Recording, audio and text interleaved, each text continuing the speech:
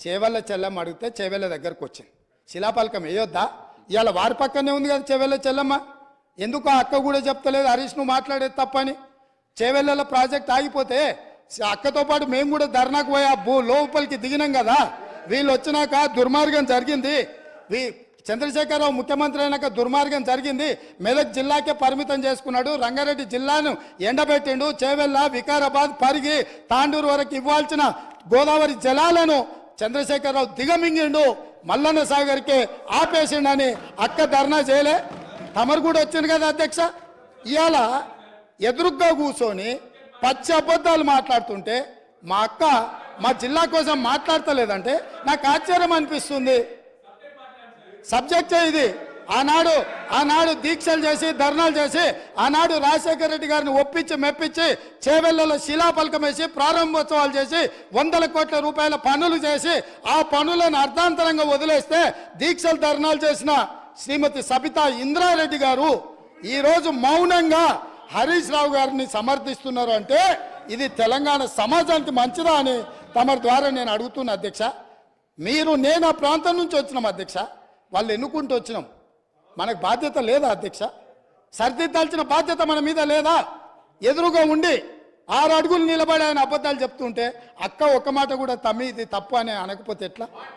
అక్క అక్క అక్క అక్క అక్క అక్క బాధ్యత ఏంది? అక్క బాధ్యత ఏంది?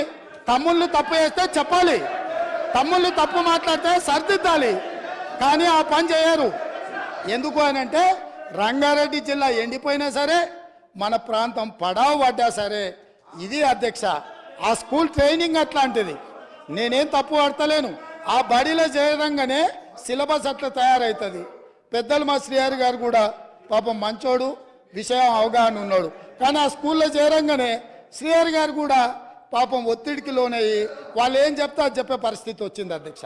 అందుకే అధ్యక్ష ఈ చర్చల కంటే కూడా నేను ఒక్కటే మాట అడుగుతున్న మిత్రుడు హరీష్ను, ఆయన ఏం చెప్పదలుచుకున్నా ఏమన్నా చెప్పని జరిగిన తప్పులకు క్షమాపణ చెప్పి ఇప్పుడు ఏదైతే సిట్టింగ్ జడ్జో లేకపోతే రిటైర్డ్ జడ్జో విచారణకు వచ్చినప్పుడు వాళ్ళ దగ్గరికి వెళ్ళి కన్ఫెషన్ స్టేట్మెంట్ ఇచ్చి ఎవరి ఒత్తిడి వల్ల వారి రకంగా ఈ తప్పిదాలకు సంతకాలు పెట్టిండో మంత్రిగా ఉన్నప్పుడు కన్ఫెషన్ స్టేట్మెంట్ ఇచ్చి ఒప్పుకుంటే భవిష్యత్తులో దీన్ని ఎట్లా బాగు చేయాలనో దాని మీద ఆలోచన చేద్దామని తమ ద్వారా వారికి విజ్ఞప్తి చేస్తున్నా అధ్యక్ష.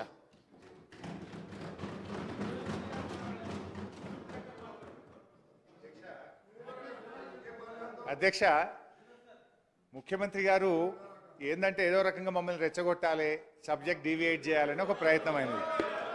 అధ్యక్ష, అసలు క్షమాపణ చెప్పాల్సింది ఎవరు అధ్యక్ష? 8 ఏళ్ళు 2007లో కొబ్బరికాయ కొట్టి 2014 దాకా కనీసం మహారాష్ట్రతో అగ్రిమెంట్ చేయకుండా తెలంగాణను నిర్లక్ష్యం చేసినందుకు ఈ కాంగ్రెస్ పార్టీ నాయకులకు క్షమాపణ చెప్పాలి. 8 ఏళ్ళైనా కనీసం మహారాష్ట్రతో అంతర్రాష్ట్ర ఒప్పందం చేతగాలేదంటే అది మీ చేతగానితనం, మీ నిర్లక్ష్యం కాకపోతే ఏందని నేను అడుగుతా ఉన్నా అధ్యక్ష. యాక్చువల్గా నీళ్లు లేని చోట మీరు ప్రాజెక్టు కడితే సిడబ్ల్యూసి సూచనల మేరకు నీళ్లున్న చోటికి మార్చి మీరు పెట్టిన ఖర్చు వృధా కాకుండా సద్వినియోగం చేసేటువంటి ప్రయత్నం చేసాం అని మీ ద్వారా వారికి తెలియజేస్తా ఉన్నా అధ్యక్ష.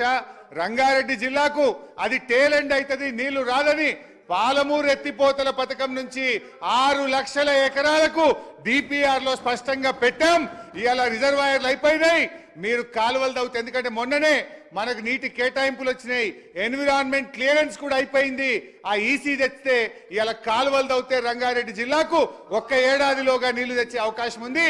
ఆ పని చెయ్యండి అని చెప్పి మీ ద్వారా వారికి మనవి చేస్తా ఉన్నా అధ్యక్ష. ఈరోజు ఆ తమ్మిడిహట్టిలో ఆడ చాప్రాలనే వైల్డ్ లైఫ్ లో ఇరికిచ్చారు అధ్యక్ష. వాస్తవానికి ఆ రోజు నేను కూడా 2 సార్లు వెళ్ళాను అధ్యక్ష. మొదలు మేము వెళ్ళినప్పుడు అక్కడ కాంగ్రెస్ ప్రభుత్వం ఉంది. అప్పటి కాంగ్రెస్ ఇరిగేషన్ మినిస్టర్ గారిని నేను కలిస్తే మేము ఢిల్లీ కాంగ్రెస్ చెప్పినా ఏపీ కాంగ్రెస్ చెప్పినా అప్పుడే ఒప్పుకోలేదు, మేము ఒప్పుకునే సమస్య లేదు, ఎట్టి పరిస్థితుల్లో కూడా 152లో బ్యారేజ్ కట్టడానికి ఒప్పుకోము అని ఆనాడు మహారాష్ట్ర ఇరిగేషన్ మినిస్టర్ అప్పటి కాంగ్రెస్ ప్రభుత్వంలో చెప్పారు అధ్యక్ష. ఆ తర్వాత 6 నెలల తర్వాత ఎలక్షన్స్ అయ్యి అక్కడ బీజేపీ ప్రభుత్వం వచ్చింది. మళ్ళీ అక్కడికి వెళ్ళాం.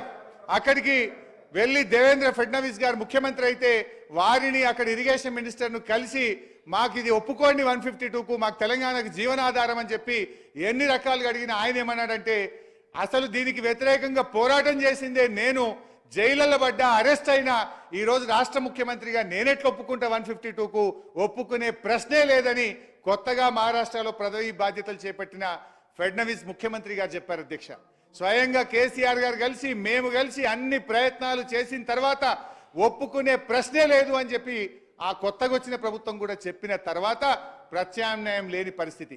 7 ఏళ్లు మీరు సమయం వృధా చేశారు.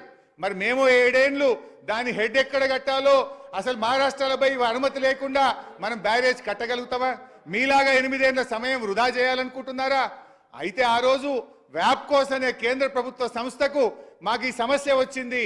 ఒకవైపు సిడబ్ల్యూసి నీళ్లు లేదు, మీకు అవసరమైన నీటి లభ్యత తమ్మిడిహెట్టి దగ్గర లేదు, మీరు ప్రత్యామ్నాయం చూసుకోండి అని సిడబ్ల్యూసి చెప్తుంది.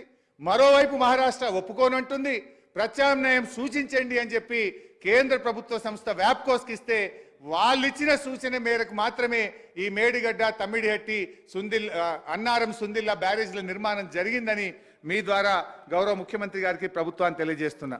అధ్యక్ష, ఈరోజు గౌరవనీయులు ముఖ్యమంత్రి గారు కానీ ఇరిగేషన్ శాఖ మంత్రి వర్యులు ఈరోజు ఈ బ్యారేజ్ దాన్ని ఏదో పార్లమెంట్ ఎలక్షన్స్ ఉన్నాయి లబ్ధి పొందాలని ఎక్కువ చేసి చూపే ప్రయత్నం చేస్తున్నారు. అఫ్ కోర్స్ ముఖ్యమంత్రి గారు ధోరణి అయితే ఎట్లుందంటే ఆయన ఆ మధ్య స్టేట్మెంట్ ఇచ్చారు సీఎం గారు, కేసీఆర్ గారి ఆనవాళ్లు లేకుండా చేస్తా అంటే ఆయన చేసిన మంచి పనులు ఏవి రేపు ప్రజలు గుర్తుంచుకోకుండా చేస్తా అనేటువంటి ఒక దాంతో ఆయన డిసైడ్ అయి ఉన్నాడు. నాకు డౌట్ కూడా వస్తా ఉంది, వాళ్ళు ఈ బ్యారేజీలు కూలిపోవాలని ఉద్దేశపూర్వకంగా ఆలస్యం చేస్తున్నారనే అనుమానం కూడా కలుగుతా ఉంది. దయచేసి రాజకీయం చేస్తే మా మీద ఎంతైనా బురద చల్లండి కానీ. స్పీకర్ సార్, హరీష్ రావు గారు స్టేట్మెంట్ విత్డ్రా చేసుకోవాలి. ఇది హైలీ ఇర్రెస్పాన్సిబుల్. మీ కరప్షన్ వల్ల, మీ దోపిడీ వల్ల మేడిగడ్డ బ్యారేజ్ కొలాప్స్ అయిపోయి ఇక మీదికెళ్ళి మీరు ఎదురుదాడి చేయడమా? సిగ్గుపడాలి, క్షమాపణ చెప్పాలి తెలంగాణ సమాజానికి. అధ్యక్ష, ఇప్పటికి 3 సార్లు చెప్పిన ప్రభుత్వం మీ దగ్గర ఉంది, ఏ విచారణ అయినా చేయండి, దానికి మేము సిద్ధమని చెప్పినాం. అయితే అధ్యక్ష, అయితే బ్యారేజ్ల విషయంలో ఈరోజు సరే ఆ సంఘటన మేము కూడా హర్షించము. తప్పు ఎవరు చేసినా తప్పే, దాన్ని ఎంక్వైరీ చేయండి, టెక్నికల్ డిఫాల్ట్ ఏందో తెలుసుకోండి, కానీ తొందరగా దాన్ని రిస్టోర్ చేసే ప్రయత్నం చేయండి. ఒక బ్యారేజీలే కాదు, కాళేశ్వరంలో మనం అనేక రిజర్వాయర్లు కట్టుకున్నాం, కాలువలు దవ్వుకున్నాం, ఎంతో ఆయకట్టు మనకు వచ్చేది ఉంది. అందువల్ల నేను మీతో కోరేది ఏంటంటే వర్షాకాలం వచ్చే లోపు దానికి టెక్నికల్గా ఒపీనియన్ తీసుకొని, సాంకేతిక నిపుణుల ఒపీనియన్ తీసుకొని సేఫ్ స్టేజ్కు దాన్ని తీసుకొచ్చి త్వరితగతిన దాన్ని రిస్టోర్ చేయాలని చెప్పి మీ ద్వారా ప్రభుత్వాన్ని కోరుతున్నాం. తప్పులు ఎవరు చేసినా, బాధ్యులు ఎవరైనా వారిని శిక్షించండి, దాన్ని ఎట్టి పరిస్థితుల్లో మేము సమర్థించము అని చెప్పి మీ ద్వారా